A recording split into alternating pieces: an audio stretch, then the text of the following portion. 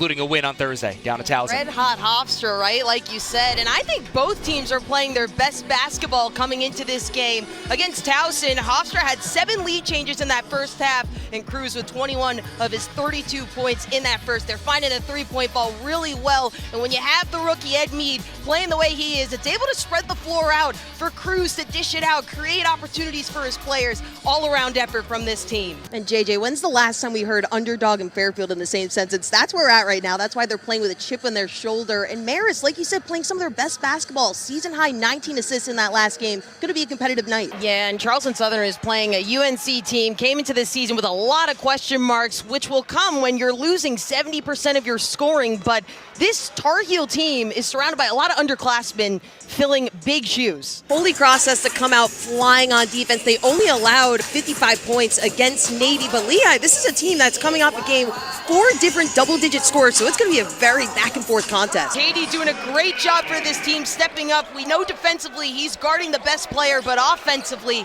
really standing out in his role as Rivera Torres off the backdoor cut, cooking to Katie as I compliment him on his defense. Hurt their D. Yeah, and I'm almost surprised that they're giving Cruz enough time to actually dribble drive and get a paint touch off that. It's almost like you would want the slide early to force him to either cause a turnover or just get a pass that's tough to get off. And you can see how far extended this 2-3 zone is. They're really challenging the Stags as they pass the perimeter, so that's why the baseline has to be exploited. Sacred Heart did do that against St. Peter's last game, so the Stags just have to find that rhythm over there. It's tough when you do a move like a Euro step. You can't really get a gather step because that first pump in the Euro step is your gather step. Correct. So she had one too many traveling the world. Not a block party, it's a Blanca party, and she is all over the floor. And look at how easy it is for her offensively and defensively. She's making things happen from blocks, from going into the lane. The spatial awareness from her has improved significantly. And again, she's just a sophomore. But last game, earned her minutes, tied her career best with 8 points, added 5 rebounds and 2 blocks. Has already tied with the blocks from last game. So happy to see her in early and excited to see more action from her. Talk about special to watch on the court, but here's a story for you. How about off the court before Monmouth? If you go to his Instagram, it says D1 Hooper and D1 Actor. Well, the A1 Actor, excuse me. The A1 Actor is in reference to his role as Nick Mendez in the show Swagger on Apple TV, which was executive produced by Kevin Durant in 2021. There were 2 seasons of the show, and Rivera Torres played a role that features a young basketball player moving from Puerto Rico to the U.S. to chase an NBA dream. But how about that? A real-life Troy Bolton right there, balancing theater arts Did you say Troy Bolton? and basketball.